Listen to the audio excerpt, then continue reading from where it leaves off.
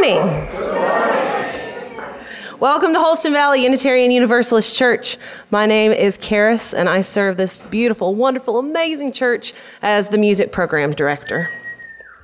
My pronouns are she and her, or they, them.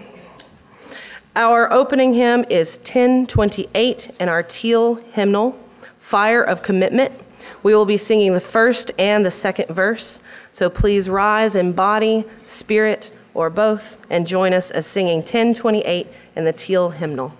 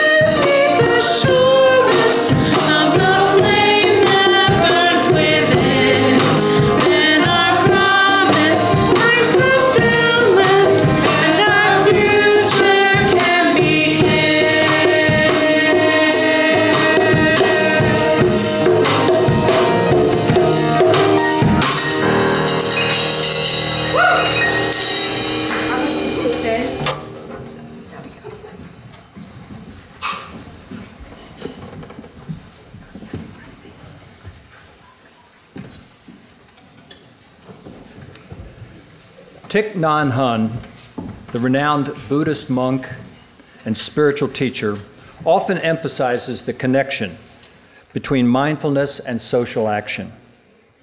This captures the essence of his teaching on spiritual activism. Engage in each step with mindfulness, for the smallest of action, within the smallest of actions lies the potential to create profound change. Spiritual activism is the art of walking the path of compassion, sowing the seeds of understanding, and watering the roots of love in the garden of our shared humanity. Welcome to Holston Valley Unitarian Universalist Church. I'm Bob, and my pronouns are he and him. I'm your service leader for the day. If you're with us on the internet or you are seated in the chairs around me, we are one community united in our commitment to each other and to live our principles in the world. And a special warm welcome to folks who are new or newer here. Our greeters at the table by the door can help get you oriented if you have any questions. And if you have little ones, our greeters will show you the way to our nursery that's available during the service for children ages 6 and younger.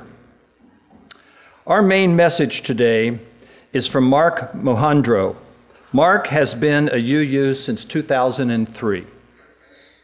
Initially at First UU of Richmond, and then joining Tennessee Valley UU Church in Knoxville in 2012. Mark was born in Knoxville and has lived in many states and countries.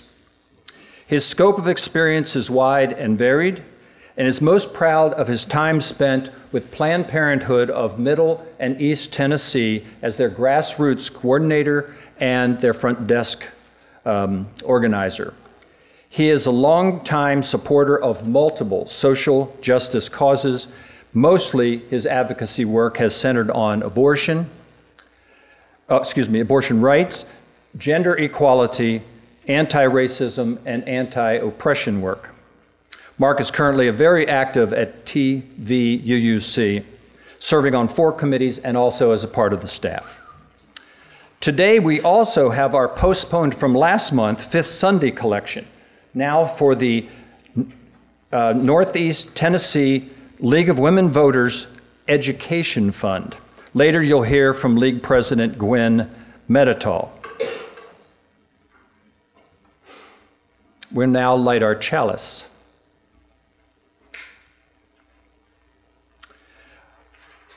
Our church vision statement printed in your order of service seems most appropriate for today's theme.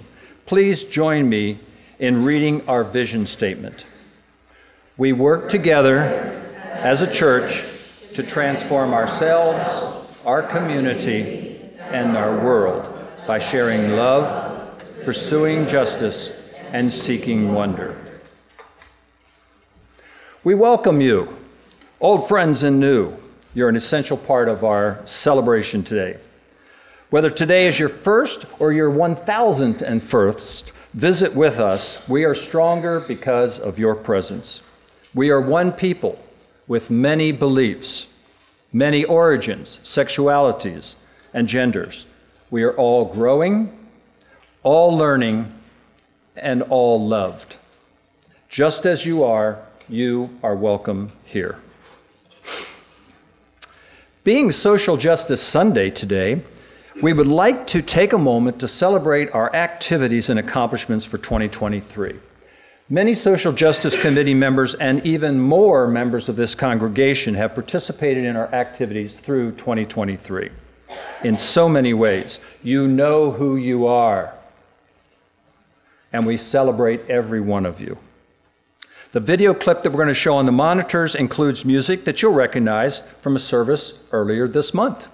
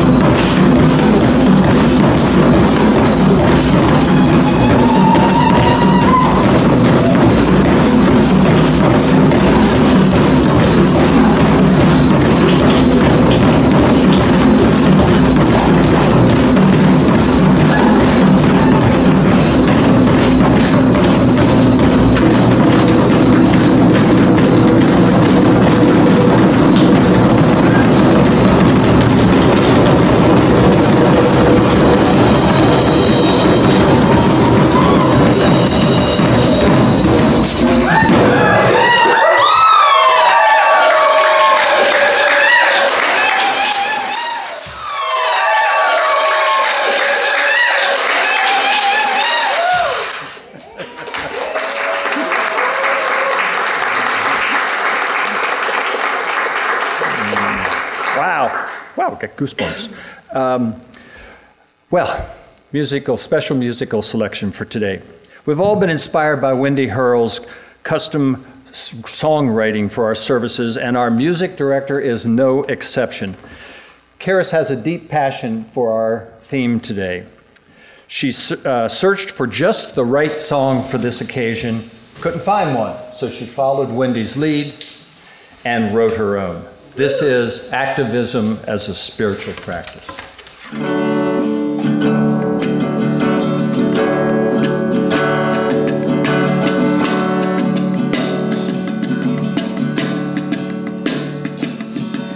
Beautiful trees, sun-kissed breeze, babes calling for food, the only way they know how.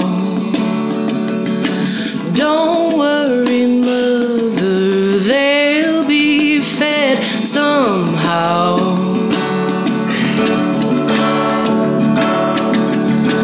Through the rustling leaves, the air chills in your silence, and the snow. It's our breath that we hear, it's our hearts that we hear, it's our pain that we fear, it's our anger that we feel, it's our crying that they hear.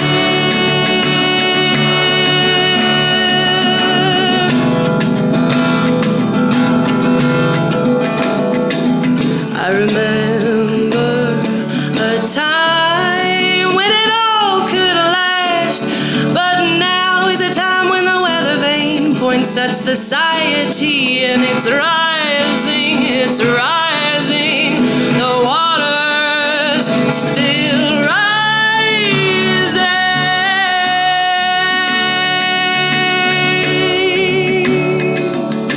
Tap into your faith, listen, Holy Spirit, take your hand in mine, the sacred will prevail.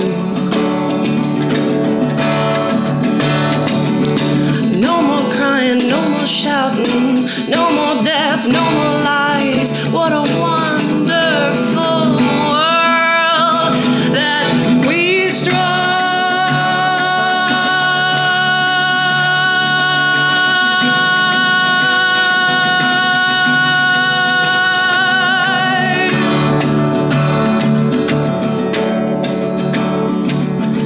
Not to be right, not to be more, the balance we need, guide us on.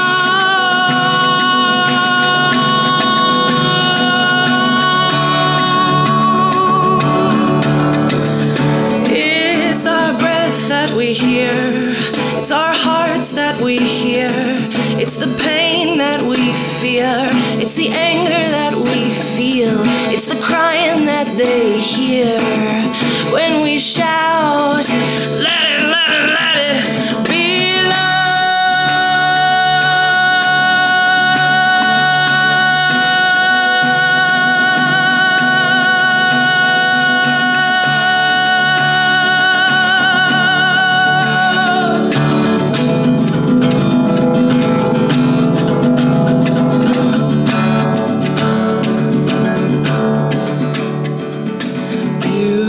Beautiful trees.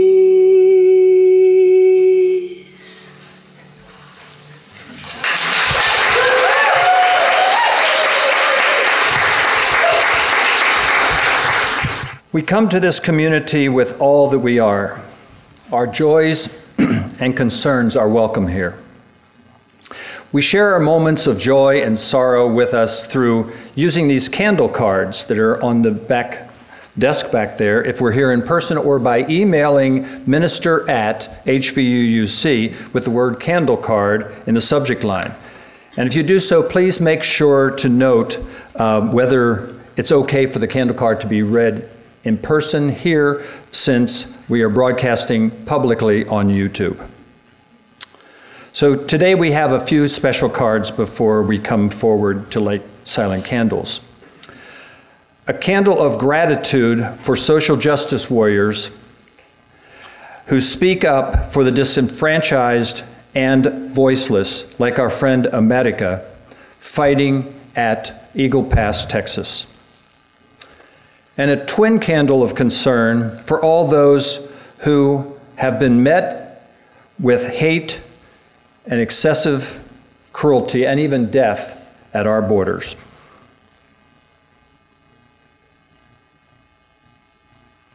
We have a candle card from Mike and Betty Jackson, who want to share a joy.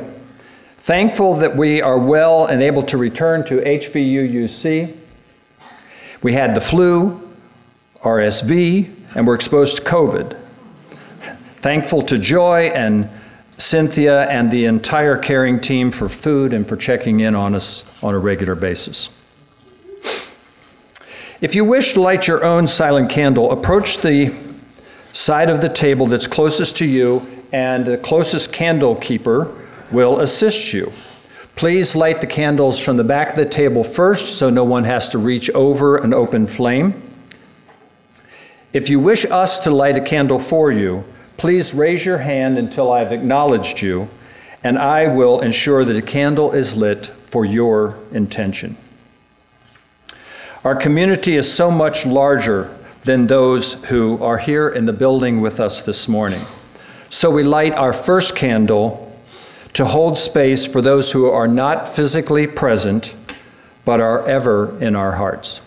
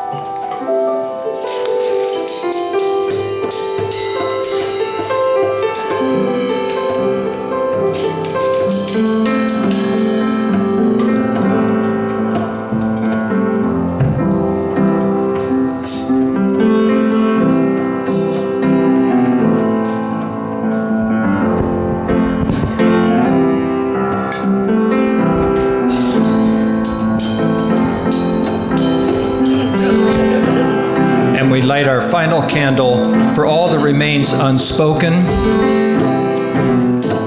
but is on our hearts and in our mind.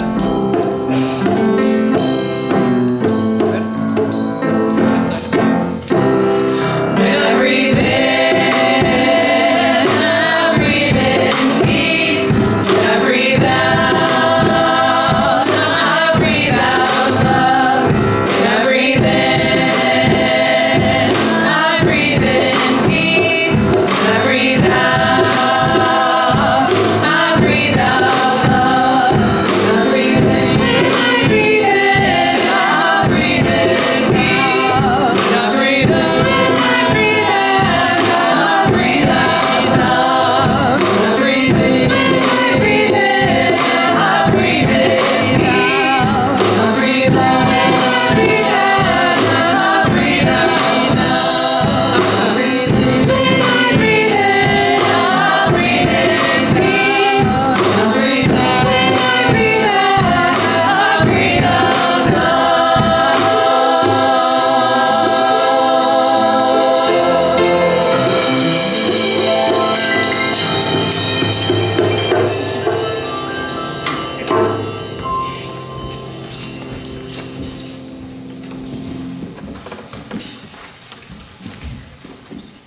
Good morning. Hey, I'm Emily, and my pronouns are she and her. Our reading today is an excerpt from A Hidden Wholeness by Parker Palmer. There was a time when farmers on the Great Plains, at the first sign of blizzard, would run a rope from the back door of their house out to the barn. They all knew stories of people who had wandered off and been frozen to death, having lost sight of their home in a whiteout while still in their own backyards. Today, we live in a blizzard of another sort. It swirls around us as economic injustice, ecological ruin, physical and spiritual violence, and their inevitable outcome, war. It swirls within us as fear and frenzy, greed and deceit, and indifference to the suffering of others. We all know stories of people who have wandered off into the madness and been separated from their own souls, losing their moral bearings and even their mortal lives. The lost ones come from every walk of life: clergy, corporate executives, politicians, people on the street, celebrities, and school children. Some of us fear that we or those we love will become lost in the storm. Some of us are lost at this moment and are trying to find our way home. Some are lost without even knowing it. And some of us are using the blizzard for cover while cynically exploiting its chaos for private gain. My own experience of the blizzard, which is getting lost in it more often than I'd like to admit, tells me that the soul's order can never be destroyed. It may be obscured by the whiteout. We may forget or deny that its guidance is close at hand. And yet we are still in the soul's backyard, with chance after chance to regain our bearings. Please welcome Mark Mahundro.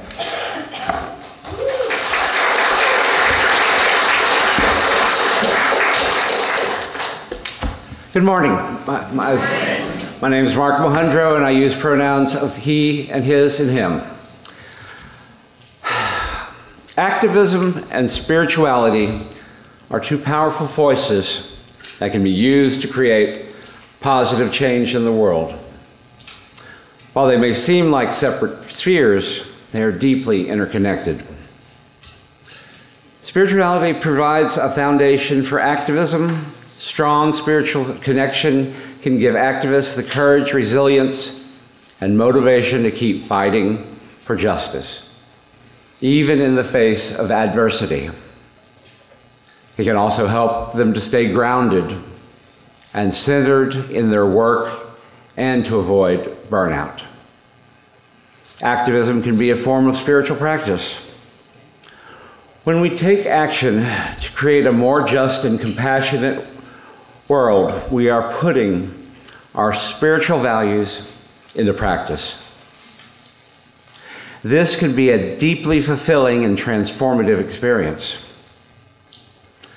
In our world today, we are faced with a multitude of challenges that demand our attention and action. From climate change to social injustice, there is no shortage of causes that need our voices and our efforts. In the face of these challenges, it's easy to become consumed by activism. We can become so focused on the external world and the need for change that we neglect our own inner lives. We can become so caught up in the fight that we lose sight of the fire that burns within us that then threatens to consume us.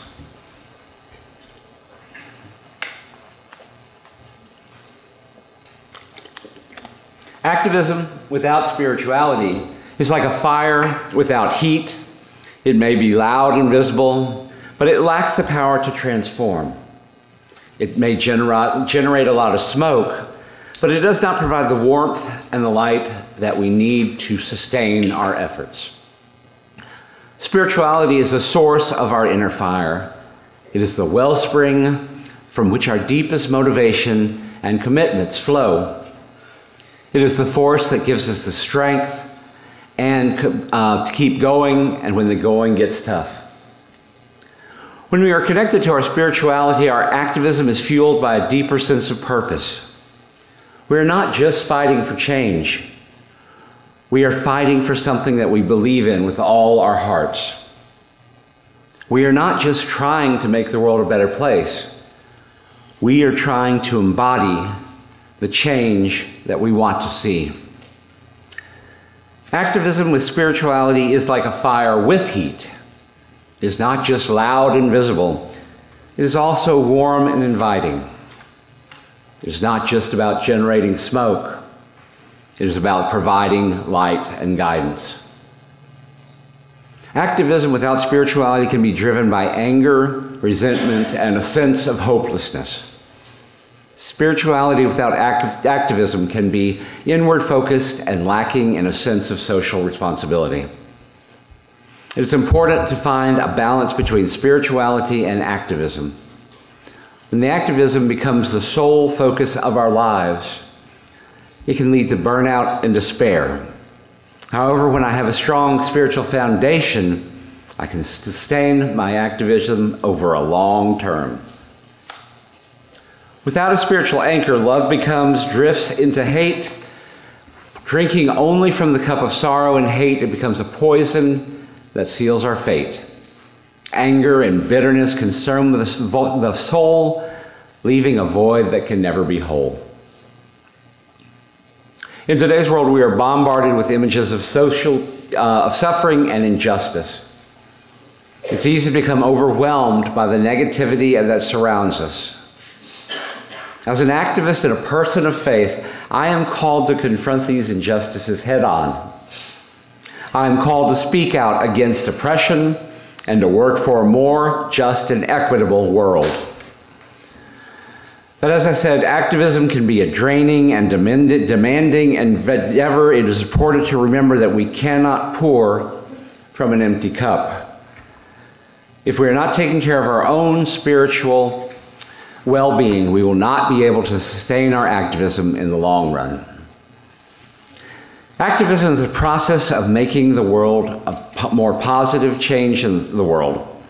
It can involve anything from volunteering our time to a cause we care about or protesting social injustice.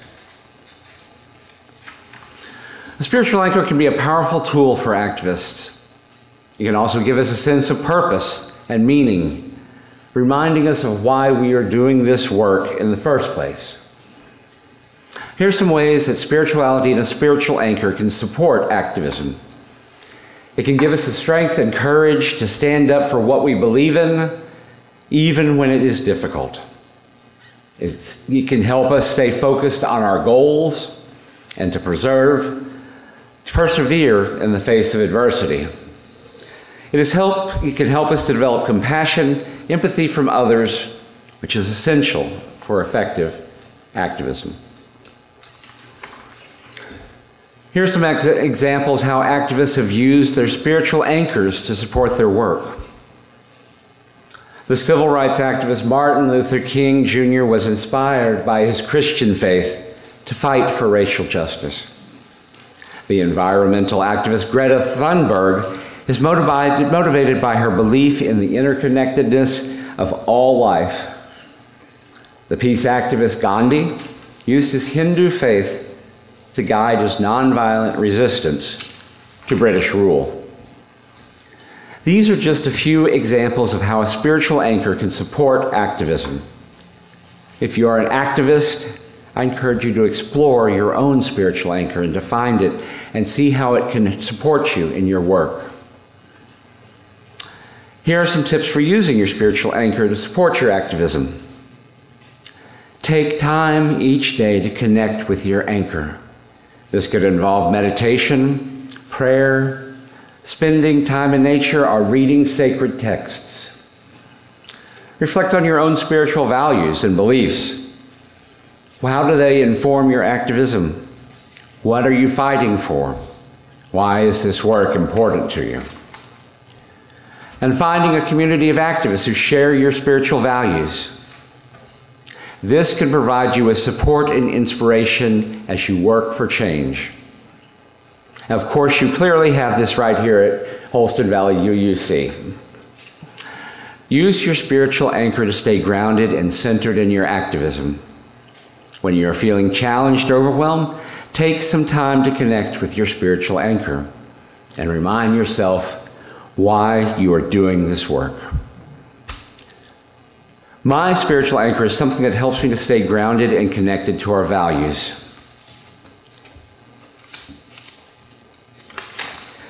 It can be a religious faith, a personal philosophy, or a simply deep connection to nature.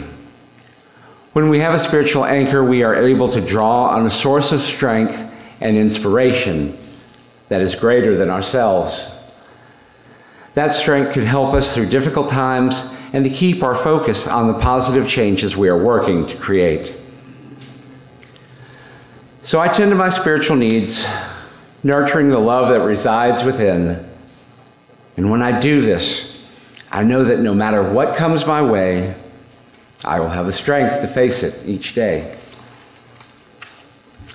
In the interplay of spirituality and activism, we find a synergy that can transform the world. Our spiritual beliefs call us to live justly, love deeply, and seek the common good. Our activism becomes a sacred response to that call, a way to embody our faith and make the world a better place. As we leave this sacred gathering today, may we remember that our spirituality and activism need not be separate. They can be a harmonious and powerful force for change, reminding us that the sacred and the just are interconnected aspects of the same path toward a more compassionate and equitable, loving world. In the excerpt from A Hidden Wholeness by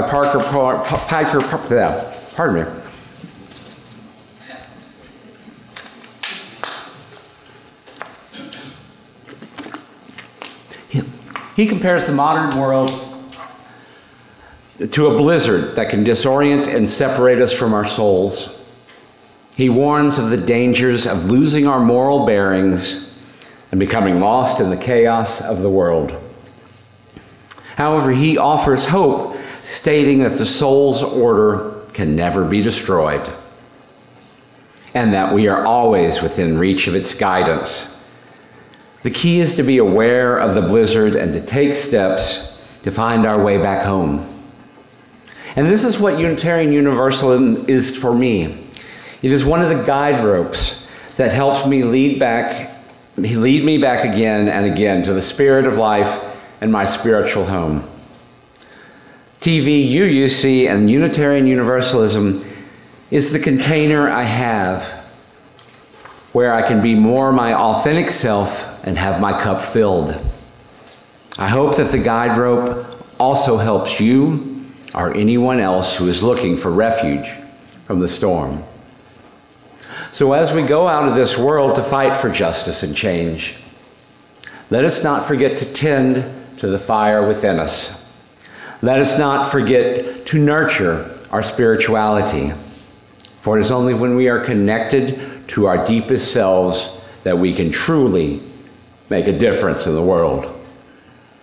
May we all be such people. May we all be fires that burn with the heat of compassion, the light of wisdom, and the power of love. As a closing opportunity to act on this message, I'd like to invite you to learn more about Tennessee Unitarian Universalists United, statewide action network, which we are forming to demand that the principles of Unitarian Universalists believe in and acknowledged and supported in state legislative actions. There's much work to be done in Tennessee on the matters of LGBTQI+, justice, voter education, reproductive freedom, gun safety, mental health. Unfortunately, it just goes on and on. But that is why it is so important for us to be here and stand up with our faith.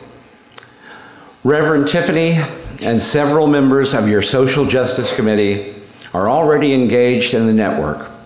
And it would be wonderful if we have others there to join with them. We are stronger together, and being a united voice here in Tennessee is so very important. And I know it can be scary speaking up in Tennessee about our values. It may seem like there aren't that many of us, but there are. And out of the 14 congregations in the state of Tennessee, we have connections now with 9 of them, and we are working on the other 5. And we are talking each month, and we are planning, and we will be going to the Tennessee General Assembly. And I invite you to talk with me and during coffee hour if you want more information. And when we do speak our truth, the more others will feel emboldened to speak up as well. So thank you for the invitation to be here today. Blessed be. May it be so. Amen.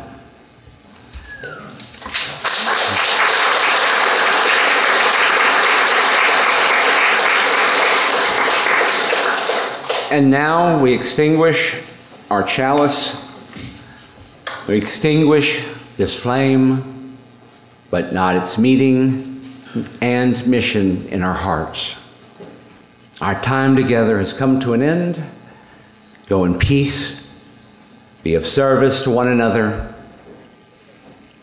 and may you move through the world in love for all of your days.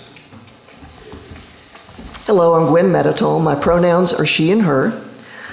We are honored as a league to be chosen as recipient for this service Sunday. Our local league, the League of Northeast Tennessee, is part of the Tennessee State League and the League of the United States. The League of Women Voters was formed in 1920, just a few months before the suffrage vote. It was formed to help women become educated voters. Our local league, over time, we had leagues, several, but they kind of fizzled out. And so we kind of reconstituted in 2020, right before the pandemic. We quickly switched to Zoom, which we continued for quite some time, but now we're back most of the time in person. We have 8 counties in the far northeast tip of Tennessee. We're the only league for that area. We have about 70 active members now and another 150 people who participate in activities and are on our newsletter mailing list. If you're a member or friend of the league, raise your hand. I know I see a lot of you. Yeah, I thought you're our people. The league's mission is to empower voters and to defend democracy. We are nonpartisan. We never back a particular candidate or a party. However, we do have positions on issues that are carefully studied. For example, on voter rights, health issues, education, climate. I think you would be in sync with our values. We educate people through programs, panels, and our newsletter. We advocate through contact with state, local, and national legislators. We litigate, often in partnership with other groups, such as the current issue of whether you can only vote in the primary that you are a member of the party. Our values and goals fit very well with the UU principles of faith, particularly your number 5, the right of conscience and the use of the democratic process. Our advocacy positions, as I mentioned, are also in line with the UU values. We know that the group is more powerful than any individual, so we use our group to advance the cause of empowering voters and protecting democracy. This coming year, we're focused on election for 2024.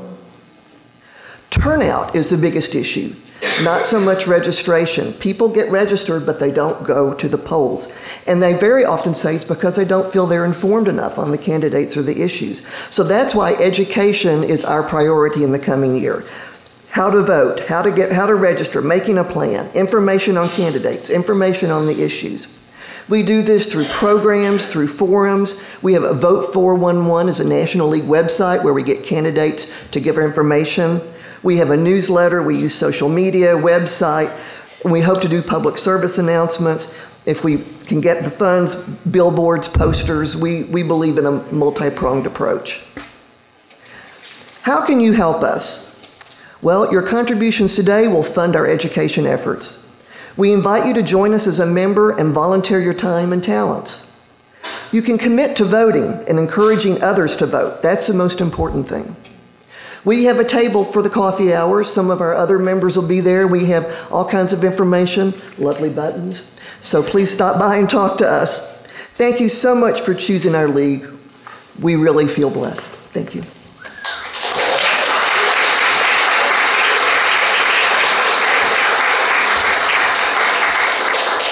Thank you so much, Gwen. And thank you to all of you from the league that are here with us today.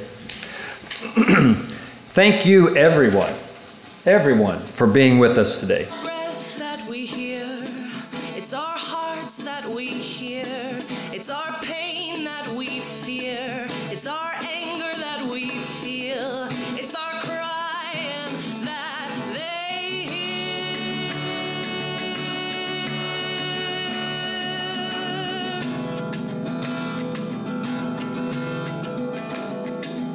I remember a time when it all could last, but now is a time when the weather vane points at society, and it's rising, it's rising, the water's still rising.